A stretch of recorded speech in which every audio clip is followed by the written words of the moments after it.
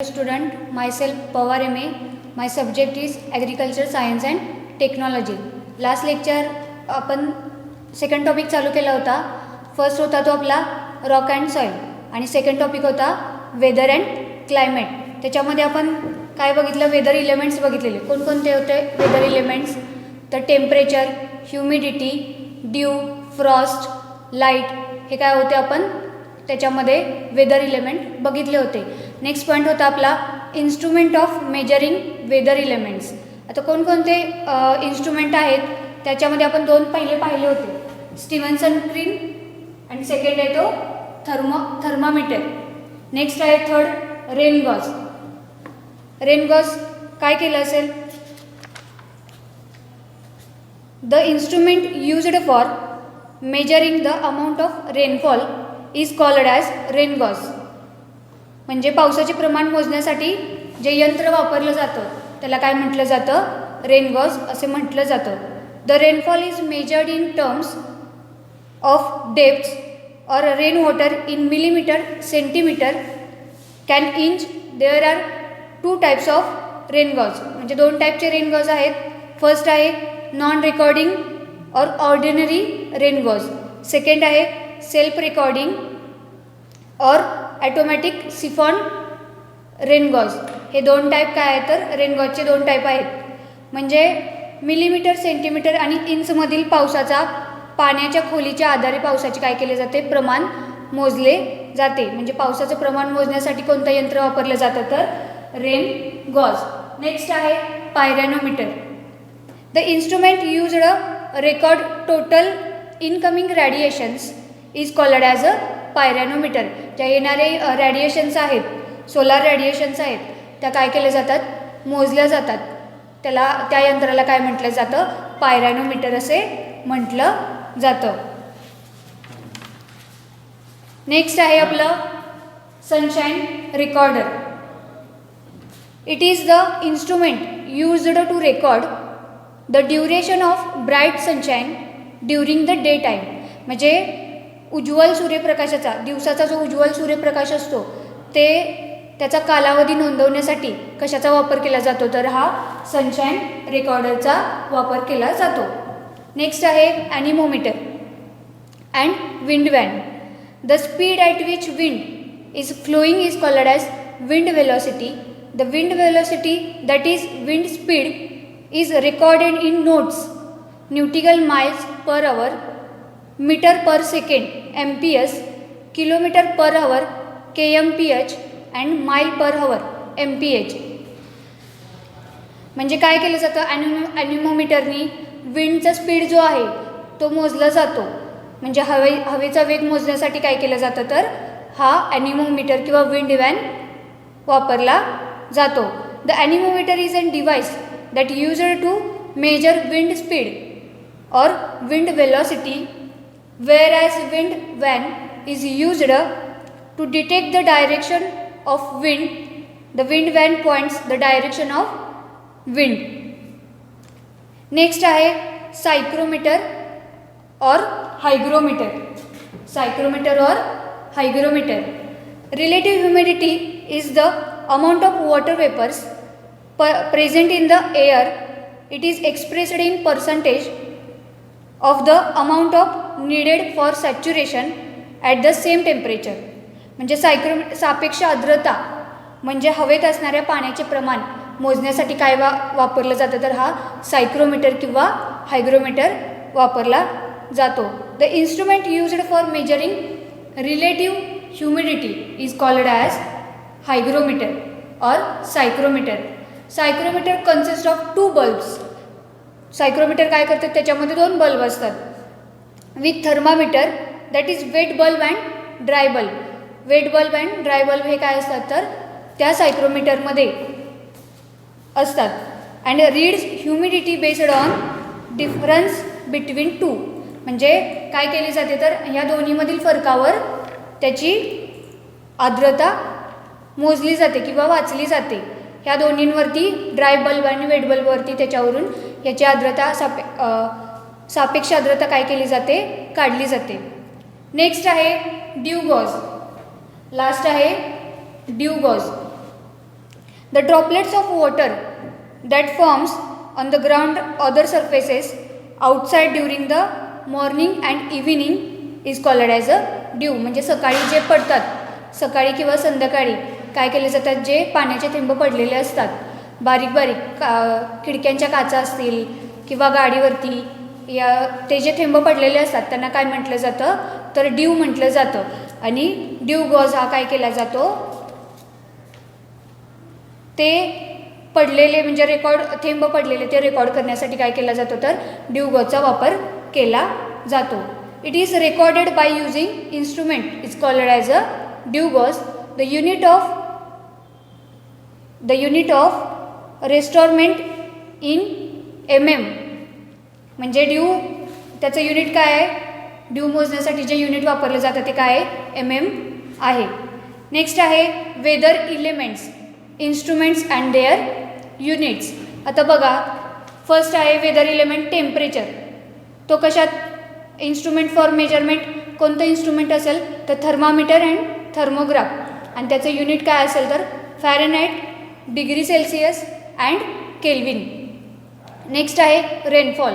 त्याचं instrument for measurement ordinary rain gauge, automatic siphon rain, unit millimetre, centimetre and inch. Next आहे dew. Instrument for measuring आत्ताच आपण बघितलं due gauge. तो काय केला जातो, ड्यू मोजण्यासाठी वापरला जातो आणि त्याचं युनिट काय आहे तर MM हे युनिट आहे. नेक्स्ट पॉईंट आहे आपला वेदर फोरकास्टिंग.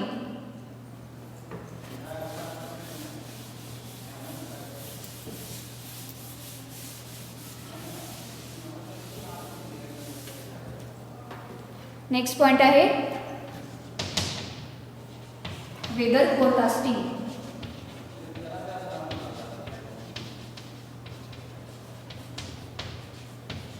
काय असेल वेदर फोरकास्टिंग, हवामानाचे अंदाज. आता हवामानाचा अंदाज असल्याशिवाय आपण शेती करू शकतो का, नाही. म्हणजे हे वेदर फोरकास्टिंग असणं किती गरजेचं आहे ते आपल्या शेतकऱ्यांना काय माहिती आहे. म्हणजे सगळंच शेतकरी असतील, एखादे नाविक असतील, त्यांना काय मरायनर्स असतात, त्यांना हे वेदर फोरकास्टिंग माहिती असणं काय असतं गरजेचं असतं. काय बघा त्याचं meaning. Weather forecasting is defined as prediction of state of the atmosphere for a given location. Weather forecast are important as they are issued to protect life and property, to save atmospheric, to save crop and tell us what expect in our atmospheric environment. म्हणजे हवामानाचा अंदाज दिलेल्या स्थानावरील वातावरणाचा स्थितीविषयी अंदाज म्हणून काय केलं आहे, परिभाषित केलेला आहे. दिलेले स्थान जीवन व मालमत्तेचे रक्षण करण्यासाठी, पिके वाचवण्यासाठी आणि आपल्याकडून काय अपेक्षित आहे हे सांगण्यासाठी हवामानाचा अंदाज काय केला जातो, व्यक्त केला जातो. As a crop growth and its yield highly influenced by weather elements or adverse climate conditions, the produce have to face huge losses in their crops. म्हणजे पिकांची वाढ, त्यांचे उत्पादन, हवामानातील घटक हे काय करतात तर प्रतिकूल हवामान स्थितीवर अत्याधुनिक परिणाम करत असतात. आणि चुकीचे जर वेदर फोरकास्ट लागले तर आपल्या क्रॉपवरती काय होतं, परिणाम घडतात आणि त्याचा जो लॉस असतो क्रॉपचा तो आपल्याला काय करतो, सहन करावा लागतो.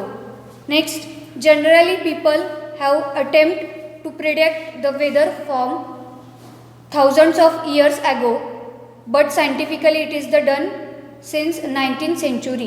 म्हणजे 19व्या शतकापासून काय केलं जातं, हे वेदर फोरकास्टिंग आहे ते केलं जातं. सर्वसाधारणपणे लोक हजारो वर्षाचा वेदर ट्रॉमचा अंदाज काय करतात, लावत असतात आणि ते 19व्या शतकापासून चालू आहे.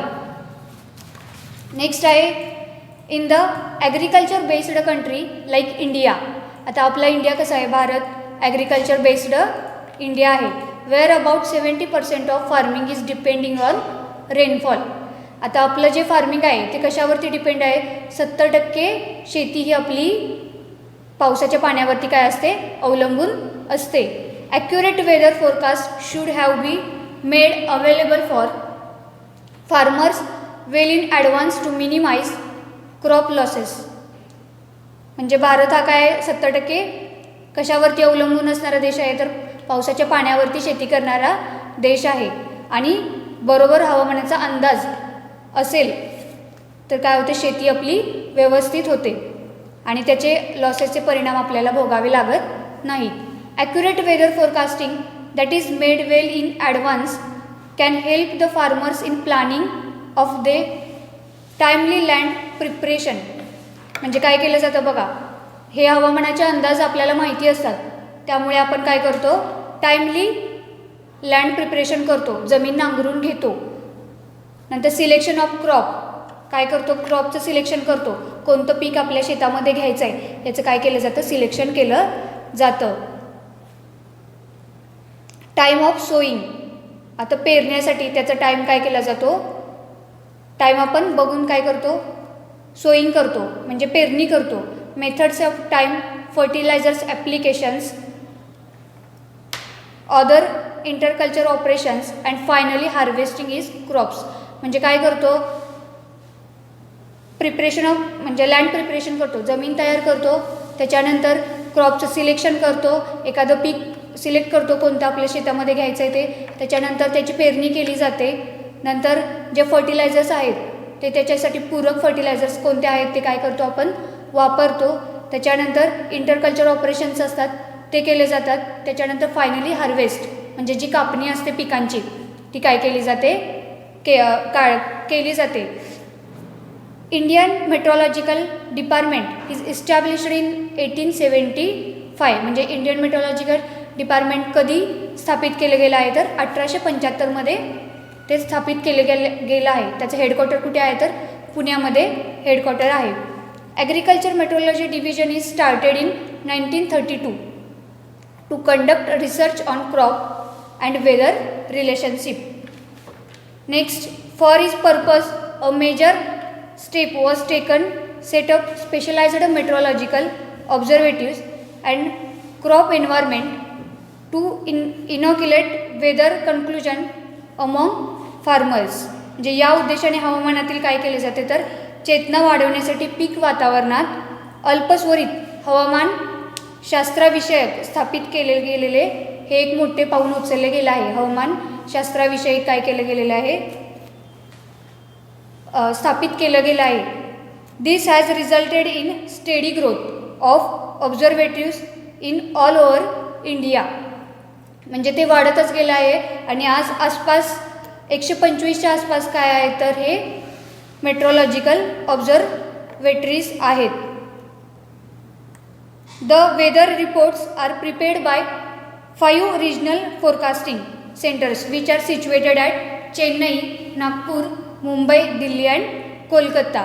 या 5 ठिकाणी काय केले आहे, तर हे मेट्रोलॉजिकल ऑब्झर्वेटरीज स्थापित केले गेलेले आहेत. या 5 ठिकाणी हे आहेत. Next, importance of forecast.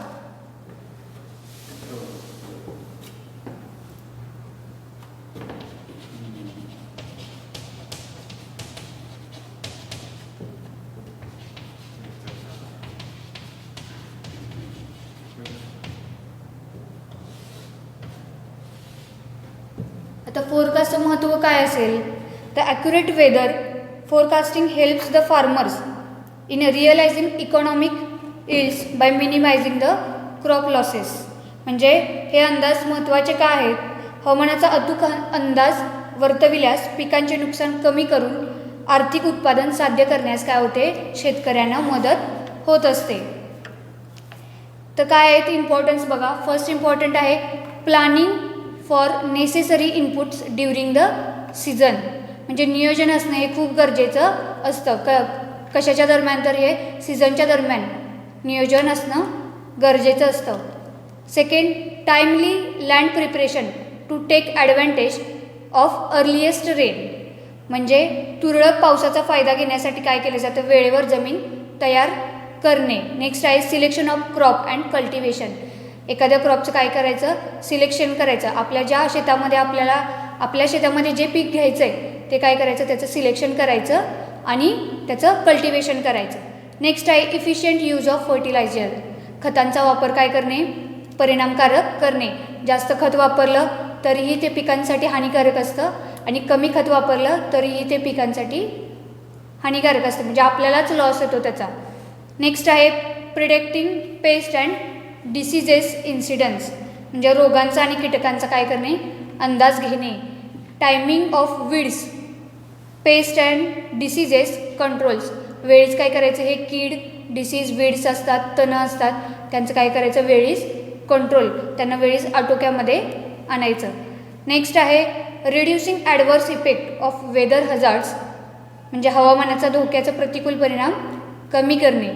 आणि लास्ट आहे टाइमली क्रॉप हार्वेस्टिंग, आणि वेळेवर पिकांची कापणी करणे गरजेचं आहे. म्हणजे हे इम्पॉर्टन्स आहेत, कशाचे, फोरकास्टचे इम्पॉर्टन्स आहेत. नेक्स्ट पॉईंट आहे आपला types of weather forecasting.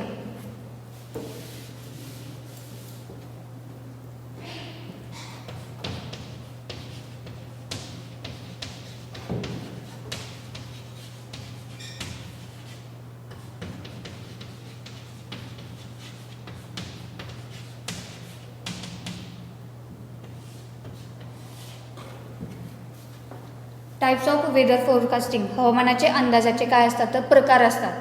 Based on time or duration of forecasting period, the weather forecasting can be divided into 3 types. 3 टाईपमध्ये काय केलं आहे, तर याचे टाईप्स केलेले आहेत वेदर फोरकास्टिंगचे. फर्स्ट आहे शॉर्ट रेंज फोरकास्टिंग, दुसरं आहे मीडियम रेंज फोरकास्टिंग आणि थर्ड आहे long range forecasting. The first आहे short range forecasting.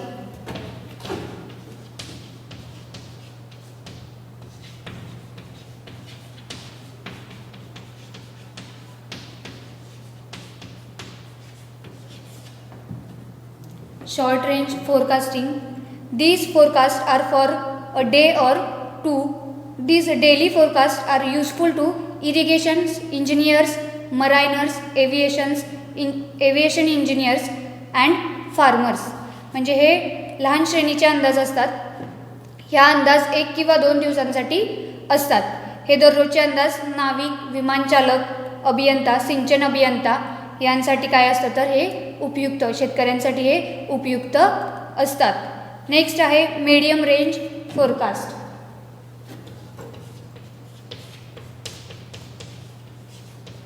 Medium range forecast, मध्यम श्रेणीचे अंदाज जे असतात ते बघा. This forecast are for a period of 3 to 10 days. म्हणजे हे हवामानाचे अंदाज फक्त 3 ते किंवा 10 दिवसाच्या कालावधीचा फक्त अंदाज काय करत असतात, सांगत असतात. नेक्स्ट आहे long range forecasting. This forecast are for periods of more than 4 weeks. The long range forecast are useful for choosing cropping pattern. These forecast are issued thrice in a year. म्हणजे काय केले जातात, हे long रेंजचे लांब श्रेणीचा अंदाज घेत असतात. 4 आठवड्यांपेक्षा जास्त कालावधीसाठी काय केला जातो, हा अंदाज असतो. पीक पद्धती निवडण्यासाठी लांब श्रेणीचा उपयोग केला जातो. हे अंदाज वर्षातून 3दा दिले जातात. म्हणजे लांब श्रेणीचे जे अंदाज असतात ते काय केले जातात, तर वर्षातून 3दा दिले जातात. फर्स्ट होता शॉर्ट रेंज फोरकास्ट, हा 1 किंवा 2 दिवसांसाठी असतो. दुसरा आहे मीडियम रेंज फोरकास्ट, तो 3 ते 10 दिवसांसाठी असतो. आणि जो लास्ट आहे लॉंग रेंज फोरकास्ट, हा 4 आठवड्यांपेक्षा जास्त असतो आणि तो वर्षातून 3दा दिला जातो. नेक्स्ट पॉईंट आहे आपला methods of forecasting.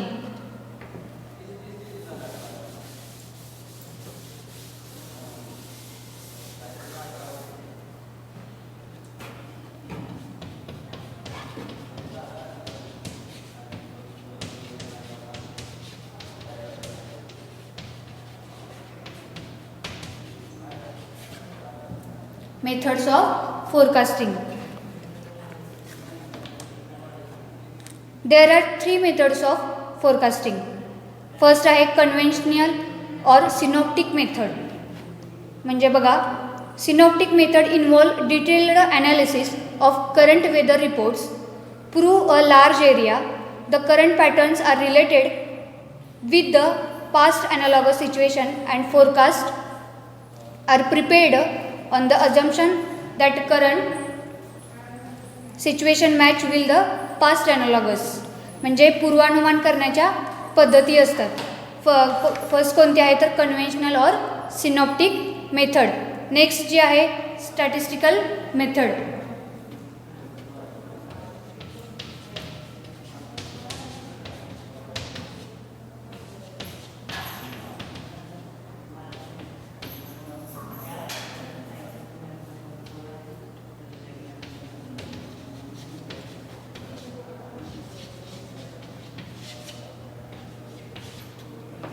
Statistical method. Regression and equation of other sophisticated relationship and established between weather elements and resulting climates. म्हणजे सांख्यिकीय पद्धत जी असते हवामानातील घटक आणि परिणामी हवामान यांच्यात समीकरण किंवा इतर अत्याधुनिक संबंध स्थापित केले जातात. नॉर्मली सिलेक्शन और प्रिडिक्टर और weather is based on possible relationship with the predictor. These techniques are useful for short range forecasting. कशामध्ये यूज केली जाते स्टॅटिस्टिकल मेथड तर शॉर्ट रेंज फोरकास्टिंग. आपण 3 टाइप्स बघितलेले होते, long range, short range and medium range. त्या short रेंजमध्ये काय केली जाते तर ही स्टॅटिस्टिकल मेथड वापरली जाते. नेक्स्ट आहे न्यूमरिकल वेदर प्रिडिक्शन टेक्निक.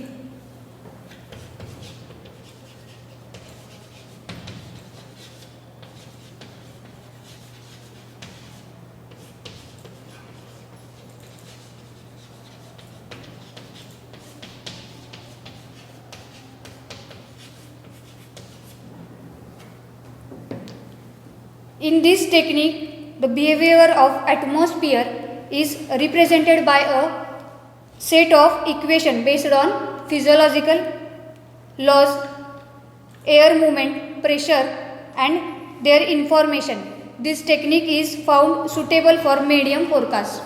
ही जी आहे ती कशामध्ये यूज केली जाते तर मीडियम रेंज फोरकास्टमध्ये यूज केली जाते. म्हणजे संख्यात्मक हवामान अंदाजाचे तंत्र या क्षेत्रात वातावरणाचे एक संचाद्वारे काय केले जाते तर दर्शविले जाते. आणि कशामध्ये याचा वापर केला जातो तर मीडियम रेंज फोरकास्टमध्ये यूज केली जाते. नेक्स्ट आहे वेदर फोरकास्टिंग सर्व्हिसेस.